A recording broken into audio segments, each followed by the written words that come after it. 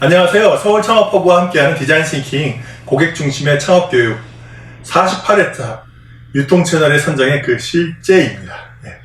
여러분, 실제라고 하니까 좀 더 우리가 리얼하게 피부에 와닿는 내용이 좀 있을 필요가 있어요. 무슨 얘기냐면 보다 우리가 피부에 가깝게 내가 유통을 접해서 유통 채널을 다룬다라는 관점에서 봤었을 때 꼭 알아야 될 상황을 정리를 하는 순간이 온 겁니다. 실제로 현실과 응용을 한다는 부분에서 피부에 와닿는 거는 이런 거예요. 벤더나 도매 시스템을 어떻게 활용할 것인가, 그들을 어디서 만나고 그들과 어떻게 대화를 하고, 그들을 활용하기 위한 어떤 전략적인 도구들은 뭐가 있는가라는 걸 고민을 해볼 필요가 있는 거죠. 그 다음에 관련돼서 실제로 잘 나가고 있는 유통 채널은 어디서 이렇게 우리가 벤치마킹을 할 것인가라는 부분도 한번 짚어볼 필요가 있는 거죠.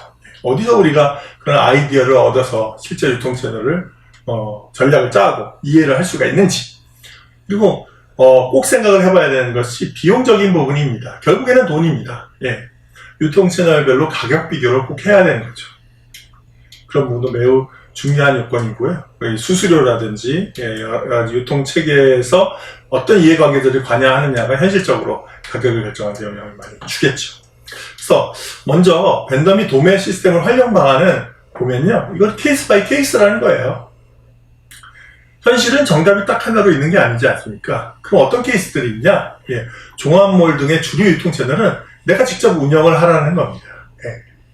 이게 내가 정말 중요한 나의 어떤 기준이 되고 나의 사업의 주력이 될 것 같으면 내가 직접 경험을 해봐서 하나하나 나의 브랜드와 나의 아이템을 키우는 쪽으로 이거를 활용할 필요가 있다는 거죠.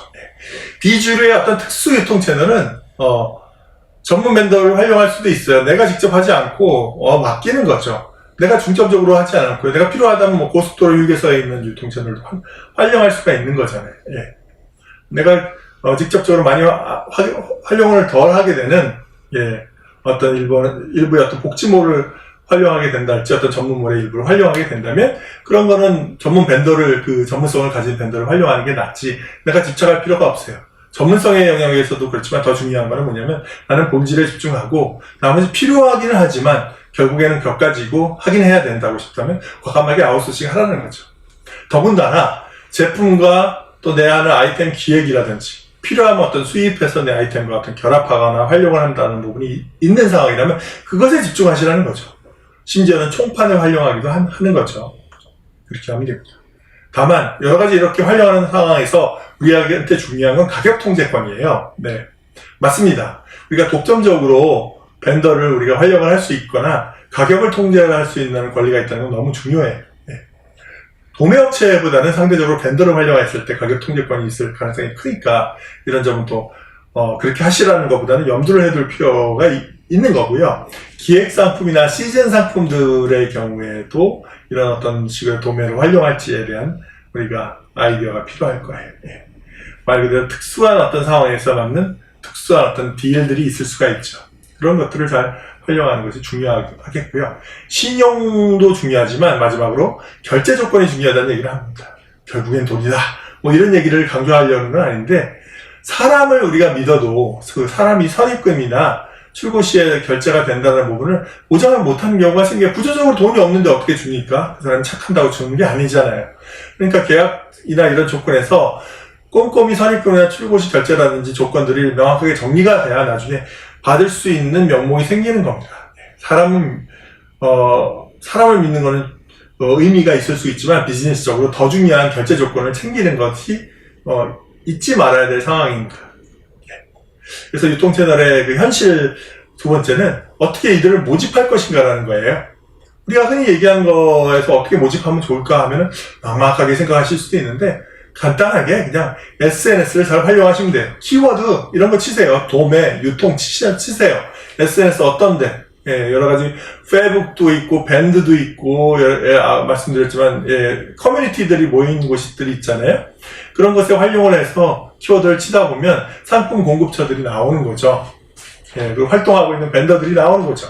B2B 도매몰이라든지 회원제 폐쇄 도매몰이라든지 네이버 유통 카페, 네이버 밴드, 카카오 오픈 채팅방, 뭐 이런 것들이 있을 수가 있어요. 이런 것들을 효과적으로 활용하는 게 너무 중요하다는 말씀을 드리고 싶고요. 베스트 상품에 대해서 우리가 벤치마킹을 해야 된다. 유통 채널이 어떻게 상품에 대해서 히트가 나오고 있는지를 기록 트랙 레코드를 가지고 있는지 보면요.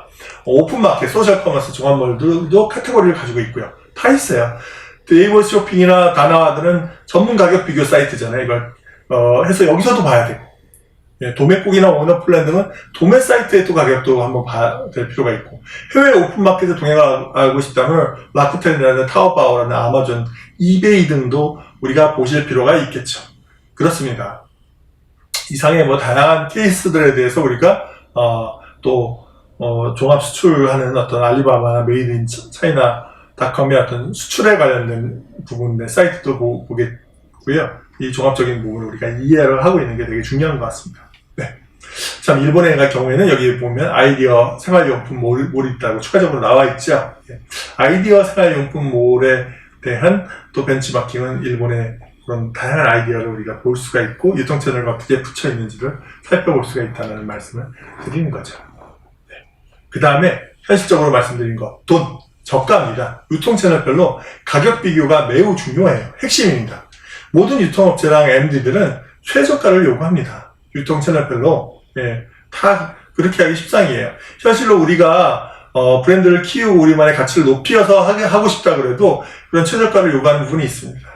디자인 싱킹을 해서 그것에 맞게끔 고객한테 가치를 최대한 올리면 고가를 받을 수 있지 않을까. 유통채널은 처음 보는 스타트업 기업이라고 깍제예요. 그래서 우리가 오픈마켓에서 먼저 입점해서 가치를 높인 다음에 접근하는 것들이 있는 거죠. 어쨌든 간에 그럼에도 불구하고 처음에 오픈마켓도 최저가를 하니까 단기간 내에 올리기는 쉽지 않은 거죠. 예. 그래서 유통채널별로 판매 수수료가 상이하다는 점을 우리가 알 필요가 있어요. 예. 그리고 온라인 최저가가 아니면 입점을 못하는 폐쇄 유통 채널이 있다는 것도 우리가 알아둘 필요가 있는 거죠. 그래, 유통 채널을 생각할 때 우리가 온라인 유통을 되게 중시하는데 핵심은 가격이 유지가 됐어요, 무너졌어요? 예, 무너지고 있어요. 그러니까 가격 비교가 더 첨예할까요, 안 할까요? 첨예합니다. 예, 그래서 현실적으로 물건을 파는데 가격 경쟁에 노출이 되기 때문에 유통 채널별로 가격이 들쭉날쭉 이렇게 하는 부분에 대해서 우리가 알아야 되는 거죠. 예. 특히 벤더 도매점이나 대리점이나 이제 판매자들을 이렇게 잘 관리해야 되는데 이 관리가 잘 안 될 경우에 가격이 들쭉날쭉 되는 경우에 굉장히 타격이 있을 수가 있어서 이 가격 비교가 핵심입니다. 네.